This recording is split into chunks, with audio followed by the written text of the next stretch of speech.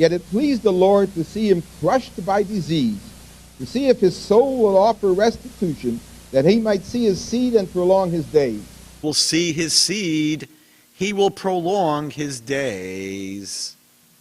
He shall see his seed, he shall prolong his days. That he might see his zerah, his seed, and prolong his days. Not his disciples, but his zerah, his own seed. Now we know that Jesus in the story did not have any children. 2 strikes and he's out. What does it mean when it says he will see his seed? That means children. In the Bible, seed, zerah, means offspring. Seed appears over 200 times in the Bible, and it always means just physical children. And when we talk about seed, Christians will often say that Jesus did fulfill this because he had many disciples. So they clearly take this as not literal, but figurative children, i.e. pupils, disciples can be considered children. However, if you look in the Hebrew in this verse, it uses the word zerah, a very stark expression, where zerah is a word for seed. It is also the biblical word for sperm, and it always refers to physical offspring. This is a common objection from Jewish counter-missionaries, and you may also hear it from Muslims who infamously parrot anyone who hates Jesus in order to propagate Islam. But the part where it says he shall see his seed, the Hebrew word is zerah, which always means physical seed in the Old Testament. The overall argument here that they're making is that if Isaiah 53 is about Jesus, then how do we rightly understand and interpret verse 10, which says, according to the Jewish Publication Society translation, quote, "But the Lord chose to crush him by disease, that if he made himself an offering for guilt, he might see offspring and have long life, and that through him the Lord's purpose might prosper," unquote. And the key phrase we want to focus on is, he might see offspring. What we want to examine is the specific Hebrew phrase, yara zara, which this Jewish translation renders as, he might see offspring. The King James Version renders the phrase as, he shall see his seed. And the Young's literal translation renders it as, he seeth seed. The counter-missionaries contend that the word zara can only refer to physical seed and offspring, and that this word cannot be used metaphorically, so that if we say Jesus is the Messiah, the servant of the Lord, of Isaiah 53, then he must have physical descendants, or they claim it cannot be about him. There are a number of things we must examine about this objection. 1. Does the verse say that he will see his physical seed/descendants? 2. Does the word zara only mean physical seed or descendants? 3. Do all Jews agree that this is how Isaiah 53 verse 10 is interpreted? 4. How do we rightly understand and interpret Isaiah 53 verse 10? To answer the first question, does the verse say that he will see his physical seed/descendants? The Hebrew phrase yara zara just means he will see seed. The pronoun his is not actually in there. He will see his seed. So the Hebrew just says he will see seed. If that's the case, that only refers to physical seed, then this is no problem. It could refer to physical Israelites, that is, kinsmen according to the flesh who believe in Jesus. Second, does the word zara only refer to physical seed or descendants? Let's examine how this word is used elsewhere in Isaiah and then in other parts of the Hebrew Bible. But before we do that, let's take a look at verse 2 in Isaiah 53 in the New King James Version, which reads, quote, "For he shall grow up before him as a tender plant, and as a root out of dry ground. He has no form or comeliness, and when we see him, there is no beauty that we should desire him." We already see that there's a hint of metaphorical language being employed here, figurative language. The servant will grow up as a tender plant, a root, out of dry ground, a root out of dry ground. So you can see how the language of seed that comes up later in verse 10 is fitting. But let's continue with the question, does the word zara only ever refer to physical seed or descendants? I'll be quoting the Jewish Publication Society Bible for the biblical references unless I specify otherwise. In Isaiah chapter 1 verse 4 it reads, "Ah, sinful nation, people laden with iniquity, brood of evildoers, depraved children, they have forsaken the Lord, spurned the Holy One of Israel, turned their backs on him." We see here in Isaiah chapter 1 verse 4 that the word zara is used to refer to the seed of evil people, which here means that they act at the very core of their being as evil people. Not necessarily that their fathers had an evil seed in a physical, literal sense. Isaiah chapter 14 verse 20 uses the same phrase with the same meaning. "You shall not have a burial like them, because you destroyed your country, murdered your people. Let the breed of evildoers never more be named." And in Isaiah chapter 57, verses 3 to 4, "But as for you, come closer, you sons of a sorceress, you offspring of an adulterer and a harlot. With whom do you act so familiarly? At whom do you open your mouth and stick out your tongue? Why are you, children of iniquity, offspring of treachery?" In these passages, the word zara is used twice. The zara of an adulterer and harlot, and the zara of treachery or falsehood. As you can see, the prophet Isaiah used the word zara in a figurative or metaphorical sense. In these cases, it referred to people who were so morally depraved that at the very core of their being, it's as if their very own seed was one that continued to fight and sin against the Lord in their lies, adulteries, and evil doings. Clearly being used metaphorically and figuratively. And if we look at how the word zara is used elsewhere in the Bible, we see that in Psalm 22, verse 30, "Offspring shall serve him. The Lord's fame shall be proclaimed to the generation." Or as the New King James Version renders it, "A posterity shall serve him, and it shall be recounted of the Lord to the next generation." This is an example of where the word zara is being paralleled with the Hebrew word dor, which means generation. The word zara here, as being used by the psalmist, is being used to mean generation, not physical seed or physical offspring, as the counter-missionaries claim it can only mean.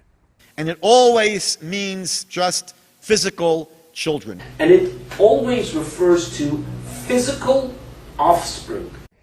In Genesis 3:15, God says to the serpent, "I will put enmity between you and the woman, and between your offspring and hers. They shall strike at your head, and you shall strike at their heel." Or as rendered in the New King James Version, "And I will put enmity between you and the woman, and between your seed and her seed. He shall bruise your head, and you shall bruise his heel."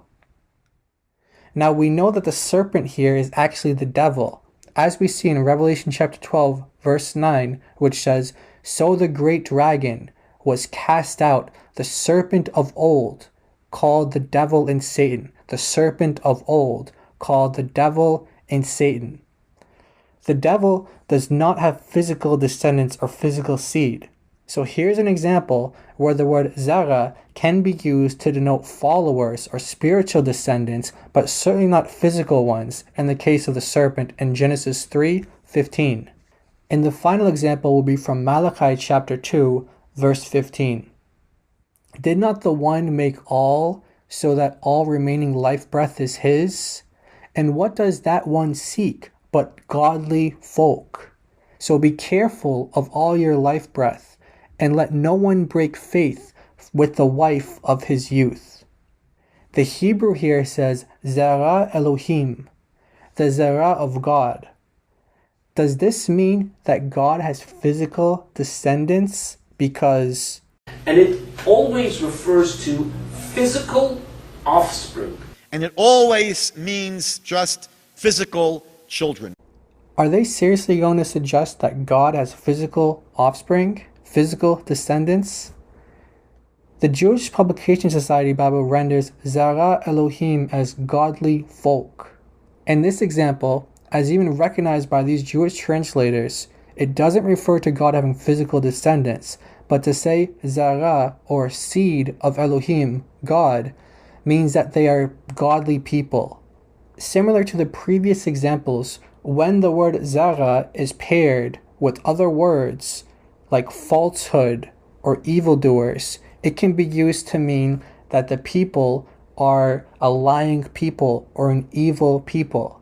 So the word Zara can also be used in a positive way when it's paired with Elohim or with God to refer to a godly people, as here in our example, Malachi chapter 2, verse 15. I think this strongly demonstrates the fact that the rabbis are clearly not telling you the truth. The truth is that the word Zara can and is used metaphorically and figuratively throughout Isaiah and throughout the Hebrew Bible. Which leads us on to our next question. Do all Jews agree that this is how Isaiah 53 verse 10 is interpreted? The simple answer is no, it's not. There's a modern movement in ultra-Orthodox Judaism called Chabad Lubavitch, where many inside the movement believe that their late leader, Menachem Mendel Schneerson, their Rebbe, is the Messiah. His followers applied Isaiah 53 to him and claimed he fulfilled it, yet him and his wife were unable to have children. So how do they miss the memo that verse 10 demands that the Messiah or the servant must have physical descendants? Furthermore, Saadia Gaon, a prominent rabbi and leader in the 9th-10th centuries, applied Isaiah 53 to Jeremiah. Yet Jeremiah was commanded by God to never marry or have children. How did the Lubavitchers, how did Saadia Gaon read Isaiah 53:10 and yet still apply it to people who never had physical descendants? It's because they rightly understood that it's figurative. And which other Jew understands it figuratively? Well, all of the Jews who say that the servant of the Lord is Israel. If the servant of the Lord is Israel, the nation of Israel, and according to these counter-missionaries, the servant must have physical offspring, then how can Israel, a nation, produce physical offspring? Is Israel going to get together with Syria and sire a child, or maybe Egypt? How can a nation produce a physical offspring? The rabbis would have to interpret this metaphorically, or at the very least say that some individuals within the nation would produce offspring, but others would not. However you slice it, the modern dominant rabbinic interpretation that the servant of the Lord is Israel must interpret verse 10 metaphorically, unless a rabbi wants to explain to us how a nation can produce a physical offspring. So even the rabbis themselves who are making this objection, if they were consistent, would have to say that in their own interpretation is metaphoric, it is figurative, because Israel as a nation cannot produce physical seed or physical descendants. On to our last question, which is, how do we rightly understand and interpret Isaiah chapter 53 verse 10? If we take what the counter-missionary rabbis say seriously and ignore the figurative usages of the word Zara elsewhere in Isaiah and throughout the Hebrew Bible, then we can interpret the phrase Yara Zara, he shall see seed, in a physical sense, in that physical fellow Israelites of Jesus, who himself was an Israelite, and they believed in him, and his mission was prolonged and lives on through them, who are his physical nation, his kinsmen according to the flesh. If we take into account that the word Zara can and does have a figurative and metaphorical usage in the Hebrew Bible, and doesn't necessarily mean physical descendants or offspring, then we can see how all followers of Jesus are the fulfillment of this. In John chapter 1 verse 4, it says, "In him was life, and that life was the light of all mankind." John chapter 8 verse 12, Jesus says, I am the light of the world. Whoever follows me will never walk in darkness, but will have the light of life. And in John chapter 12, verse 36, Jesus says, believe in the light while you have the light, so that you may become children of light. We see clearly that Jesus is the light. And Jesus said that in order to become children of the light, we must believe in him. In order to become the zara, the seed, the children of the light, we must believe in him. So whether you want to take zara physically or figuratively, neither of these interpretations demand that Jesus had to have physical offspring or physical children in order to be the Messiah, the servant of the Lord, according to Isaiah 53. Thanks for watching. God bless you all.